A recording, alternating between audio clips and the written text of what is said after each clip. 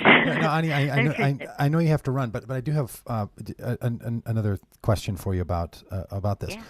And I think you've articulated really well today and previously on the show here that Islam should be expressed within cultural context, that there's not a singular Muslim expression. It should be expressed from a people living in a place in a particular time. So there should be a distinctly 21st century North American expression of what this means. So if that's the case, then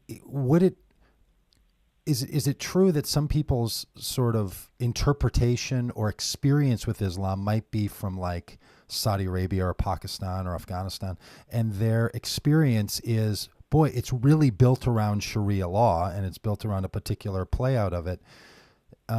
So because there's all these cultural expressions of Islam, wouldn't it be true?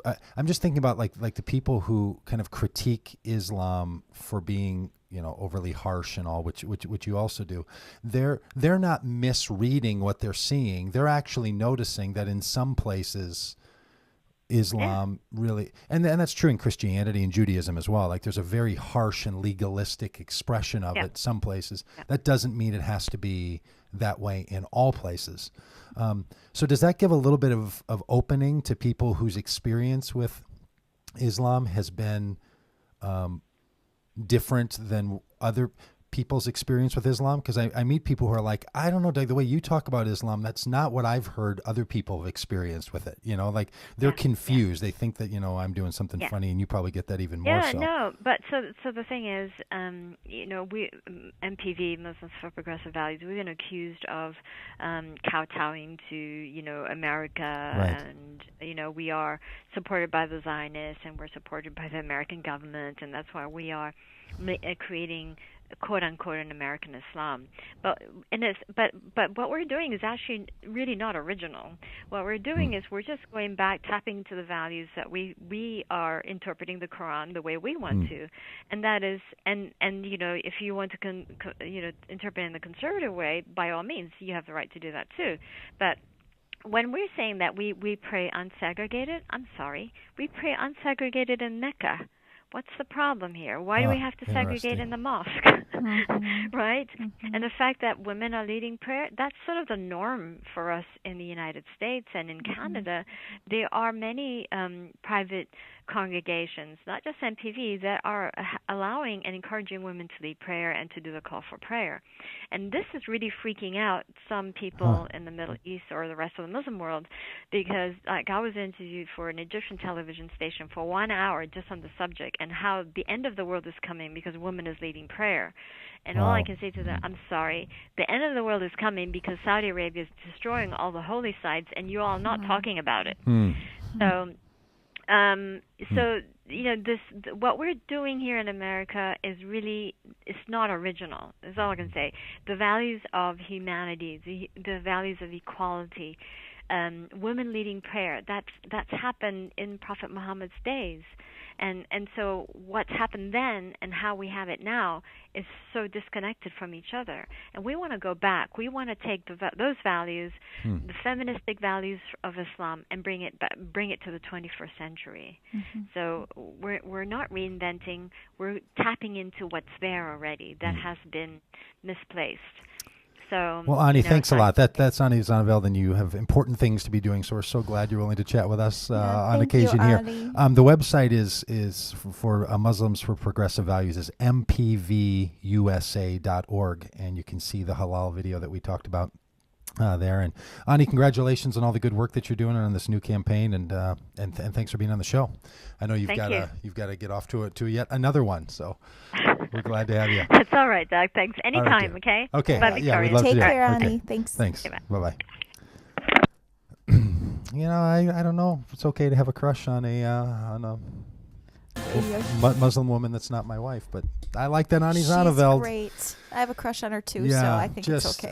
She's just awesome. I mean, she's got that great spirit, and she's got that, that tenacity. And I'll tell. I mean, I think that these conversations need to happen a lot with people like Ani, because it is really hard to hear through and see through all the confusion that there is around interfaith expressions. And I'm struck by how much like me she is. I mean, with the exception of she's doing a lot, but in terms of her thinking, yes, her feeling tension within her own religious community and trying to figure out and navigate that and reappropriate terms like halal and say, wait a minute, let's really look at this. I feel that sometimes in Christianity, so it's very inspiring to me. Yeah, I know. It is interesting, a lot of isn't it? Progressive thinkers within their tradition feel like she does, and I didn't really realize that before.